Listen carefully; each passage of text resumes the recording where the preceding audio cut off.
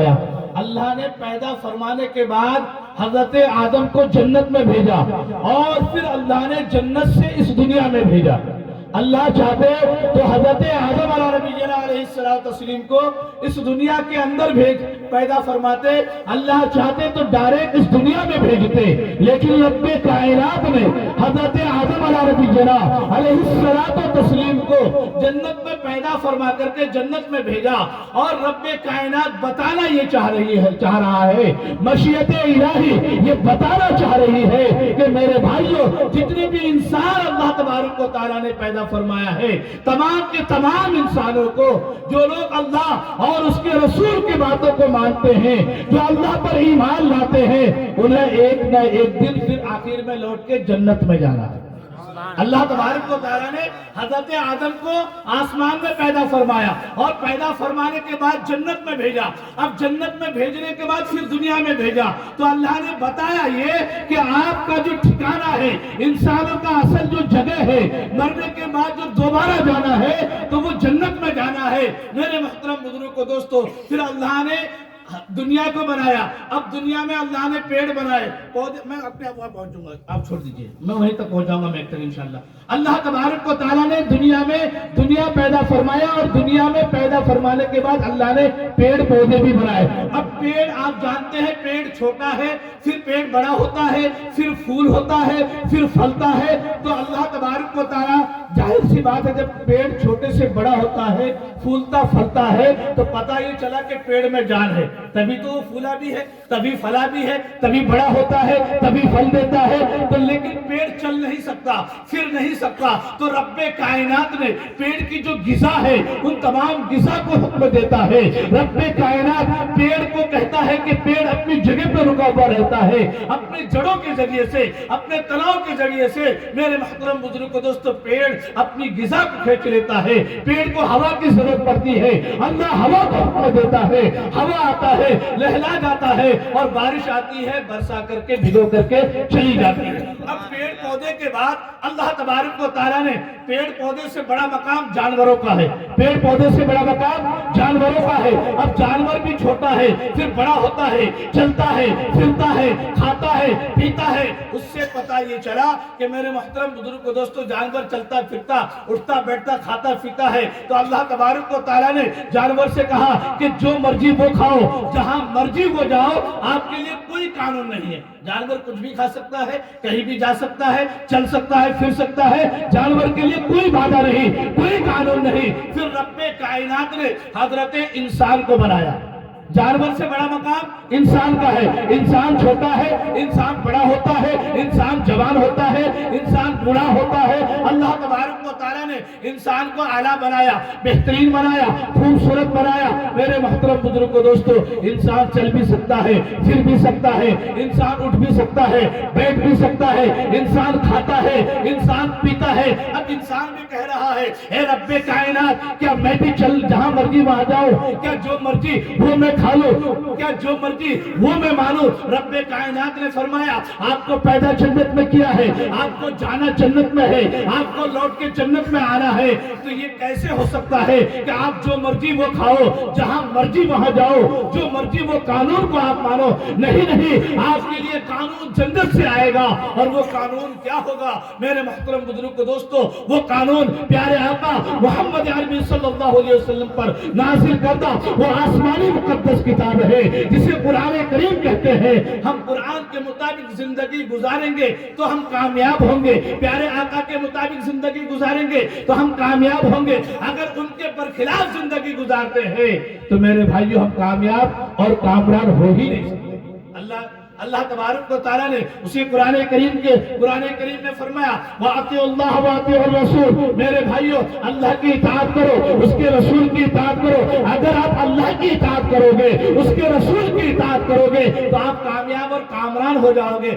اگر اس کے برخلاف زندگی گزارو گے تو آپ کامیاب ہو نہیں سکتے، آپ کامران ہو نہیں سکتے. ہمارا قانون قرآن ہے میرے بھائیو. ہماری زندگی گزارنے کا طریقہ قرآن میں موجود ہے. ہمیں کامیاب ہونے ہونے کا طریقہ پیارے آقا جناب نبی کریم صلی اللہ علیہ وسلم کے زندگی میں موجود ہے۔ میرے بھائیو ایک منتر ہے، اس منتر میں کہا گیا یکو جگدیشورا، کیا کہا گیا؟ پورے کائنات کا رب اللہ ہے، پورے کائنات کو بنانے والا ایک اللہ ہے، پورے کائنات کو پیدا کرنے والا ایک اللہ ہے۔ ایک ان کا منتر ہے جسے گایتری منتر کہتے ہیں، اس منتر میں کہا گیا، کیا کہا گیا؟ اوم بھور بھوسوہا۔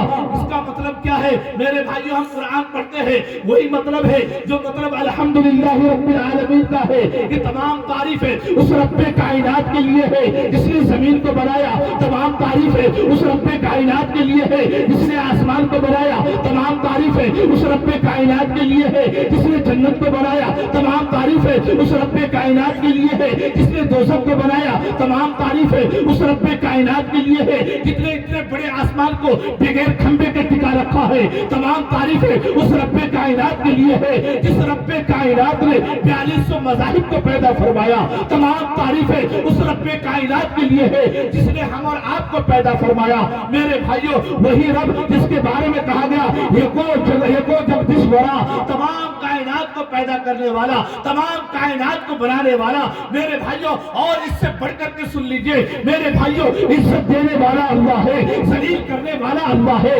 اللہ جسے چاہے عزت دے دے۔ میرے محترم بزرگوں دوستو، اللہ جس کو عزت دینا چاہے پوری دنیا مل کر کے اس کو ذلیل و خوار نہیں کر سکتا، اور اللہ تبارک و تعالیٰ جسے ذلیل کرنا چاہے پوری دنیا کی طاقت میں لگا کر کے میرے بھائیوں اس کو عزت نہیں دے سکتا۔ یہ رب خداوند قدوس کی ذات ہے۔ میرے محترم بزرگوں دوستو، اسی منتر میں کہا گیا یکو جگدیشورا یکو جگت گرو، کیا کہا گیا؟ پورے کائنات کا گرو محمد عربی صلی اللہ علیہ وسلم ہے۔ کون گرو ہے؟ انتم مہارشی، انتم رسول کون ہے میرے بھائیوں؟ وہ انتم پیغمبر کون ہے؟ وہ کل کے اوتار کون ہے میرے بھائیوں؟ وہ میسنجر کون ہے؟ وہ گاڈ کا نیک بندہ کون ہے میرے محترم بزرگوں دوستو؟ ان کا ایک منتر ہے اتھرا وید کا، اس منتر میں کہا گیا ادم جناؤ شرط نراسنس توشیتے شرشتم سہسترا نورتجے کورم ہروشمے سلطمہی۔ کیا کہا گیا اس منتر کے اندر میرے محترم بزرگوں دوستو؟ اس منتر کے اندر کہا گیا ادم جناؤ شرط نراسنس، پیارے آقا جناب نبی کریم صلی اللہ علیہ وسلم کو نراسنس کہا گیا۔ نراسنس کس کو کہتے ہیں؟ نر انسان کو کہتے ہیں، اور سنس جس کی سب سے زیادہ پرشنسا کی گئی ہو، جس کی سب سے زیادہ تعریف بیان کی گئی ہو، جس کا نام لیوا زیادہ لوگ موجود ہو میرے بھائیوں، قرآن اسی کو تو کہتا ہے وَرَفَعْنَا لَكَ ذِكْرَكَ، اے نبی ہم نے آپ کے لیے آپ کے ذکر کو بلند کر دیا۔ میرے بھائیوں اسی کو کہا گیا نراسنس۔ ایک نراسنس آئے گا، ایک انتم مہارشی آئے گا، ایک انتم پیغمبر آئے گا، ایک انتم رسول آئے گا۔ وہ رسول کون ہوگا؟ اس کا نام نراسنس ہوگا، اس کا نام محمد عربی صلی اللہ علیہ وسلم ہوگا۔ اس نراسنس کو رب کائنات ایشور پرماتما گوڈ میرے محترم بزرگوں دوستو جب وہ پیدا ہوں گے تو جس شہر میں پیدا ہوں گے اس شہر کا نام وہادل بلد الامین ہوگا، اس شہر کا نام میرے بھائیوں سنبھل گرام ہوگا۔ وہ شہر اس شہر کی آبادی پیارے آقا کے بارے میں وید کہتا ہے اس شہر کی آبادی جس شہر میں انتم مہارشی کل کے اوتار آئیں گے ادم جنا اشرت نراسنس توشیتے شرشتم سہسترا، اس شہر کی آبادی جو ہوگی میرے بھائیوں 60,090 لوگوں پر مشتمل آبادی ہوگی۔ اور اس منتر میں کہا گیا کہ جب انتم مہارشی اوتار لیں گے، جب انتم مہارشی اس دنیا میں آئیں گے، اس میرے بھائی اس برہمانڈ میں آئیں گے تو کیا ہوگا؟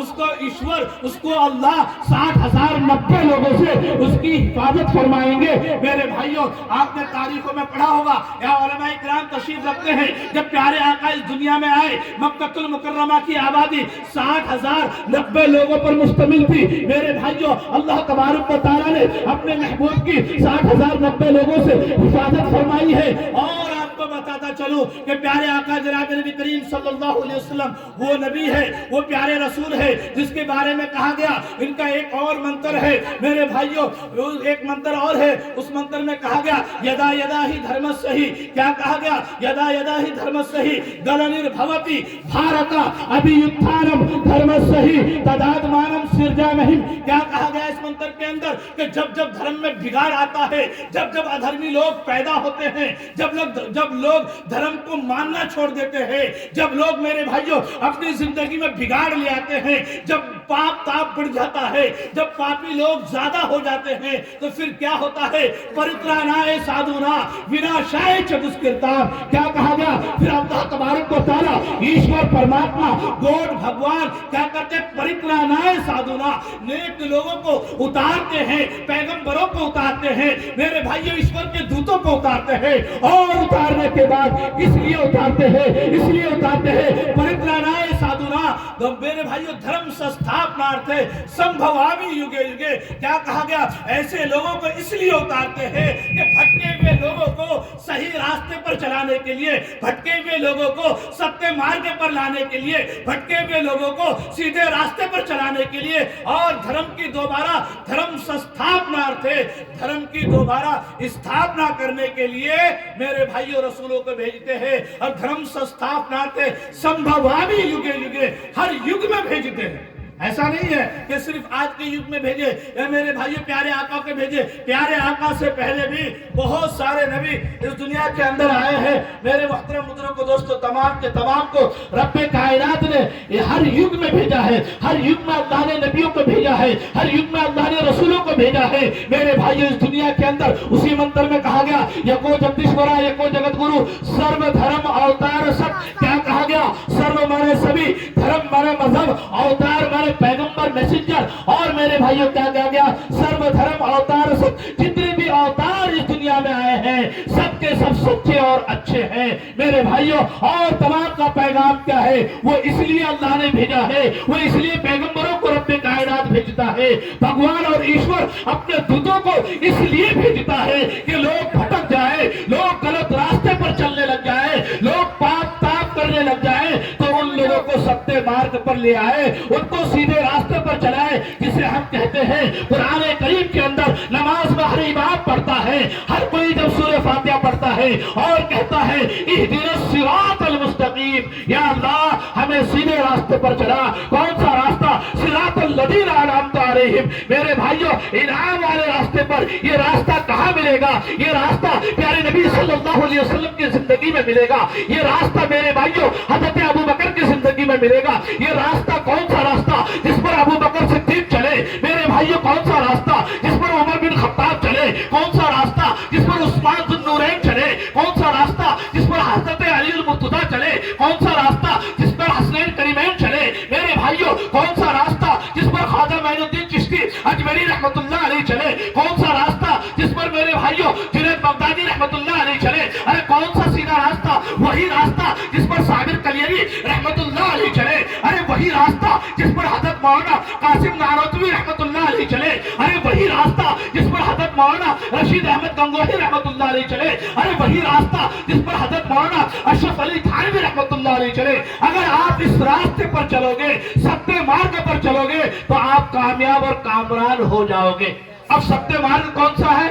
جس پر میرے نبی چلتے تھے، جس پر میرے نبی نے چلنے کا حکم فرمایا ہے، اگر اسی کے مطابق ہم زندگی گزارتے ہیں تو ہم کامیاب ہیں، اور اس کے برخلاف زندگی گزارتے ہیں تو ہم کامیاب نہیں ہو سکتے۔ میرے بھائیوں آج مسلمان پریشان اس لیے ہے، مسلمان مصیبتوں میں اس لیے ہے، مسلمان تکلیفوں میں اس لیے ہے کہ میرے بھائیوں اس نے نبی کے دامن کو چھوڑ دیا۔ مسلمان پریشان اس لیے ہے کہ نبی کی سنتوں کو چھوڑ دیا۔ مسلمان تکلیفوں میں اس لیے ہے کہ اپنا آئیڈیل، اپنا رہبر، اپنا رہنما محمد عربی صلی اللہ علیہ وسلم کو بنانا چاہیے تھا، لیکن میرے بھائیوں آج ہم اپنا ہیرو، اپنا آئیڈیل، اپنا رہنما ایسے لوگوں کو بناتے ہیں جن کو پیشاب کر کے پانی لینے کا صحیح طریقہ معلوم نہیں۔ ہم لوگ کس کو رہبر بناتے ہیں؟ ہم بال رکھنا چاہتے ہیں سلمان خان کی طرح، ہم چال رکھنا چاہتے ہیں شاہ رخ خان کی طرح۔ میرے محترم بزرگوں دوستو، اپنا ہیرو، اپنا آئیڈیل ایسے لوگوں کو بناتے ہیں جنہیں پیشاب کرنے کا صحیح طریقہ معلوم نہیں، پانی لینے کی تو دور کی بات ہے۔ میرے محترم بزرگوں دوستو، جب ہمارے حالات یہ ہوں گے، جب رسول اللہ صلی اللہ علیہ وسلم کے طریقوں کو ہم چھوڑ بیٹھیں گے، تو پھر اللہ کی مدد، اللہ کی نصرت ہم پر کیسے نازل ہوگی؟ کبھی نہیں ہو سکتی میرے بھائیوں۔ ہم کامیاب جب ہیں، ہم کامران جب ہیں جب محمد عربی صلی اللہ علیہ وسلم کے طریقوں کو اپنائیں۔ آج شب برات ہے، پیارے آقا جناب نبی کریم صلی اللہ علیہ وسلم نے کیا ارشاد فرمایا اس رات کے بارے میں، اور ہم کیا کر رہے ہیں کہ کیا پیارے نبی صلی اللہ علیہ وسلم نے حلوہ پکا کر کے شب برات کی رات میں کھایا؟ کیا پیارے نبی صلی اللہ علیہ وسلم ہر سال قبرستان تشریف لے گئے؟ کیا پیارے نبی صلی اللہ علیہ وسلم اگربتی اور موم بتی لے کر کے قبرستان پہنچے؟ کیا اپنے گھروں میں چراغاں کیا؟ کیا پیارے نبی صلی اللہ علیہ وسلم کے ماننے والے جانثار صحابی حضرت ابو بکر صدیق رضی اللہ تعالیٰ عنہ جو آپ پر جان مال تمام چیزوں کو قربان کیا کرتے تھے، کیا حضرت ابو بکر صدیق رضی اللہ تعالیٰ عنہ نے کیا اس طریقے سے شب برات منائی جیسے ہم منا رہے ہیں؟ میرے بھائیوں نہیں، میرے محترم بزرگوں دوستو، ہمیں ہونا یہ چاہیے کہ ہمارا ہیرو، ہمارا رہبر، ہمارا آئیڈیل محمد عربی صلی اللہ علیہ وسلم ہے۔ میرے نبی جس طریقے سے زندگی گزارا کرتے تھے ہم بھی ان کے طریقے سے زندگی گزارا کریں۔ پیارے آقا جیسے چلا کرتے تھے ہم بھی چلے، میرے نبی جیسے اٹھا کرتے تھے ہم بھی اٹھے، میرے نبی جیسے سویا کرتے تھے ہم بھی سوئے، میرے نبی جس طریقے سے تجارت کیا کرتے تھے ہم بھی میرے نبی کے طریقے پر تجارت کیا کریں۔ میرے نبی کا معاملات جیسے بچوں کے ساتھ میں تھا ہم بھی بچوں کے ساتھ وہ معاملات کریں۔ میرے نبی جس طریقے سے اپنے والدین کی خدمت کیا کرتے تھے ہم بھی میرے نبی صلی اللہ علیہ وسلم کے اس باتوں پر عمل کریں۔ میرے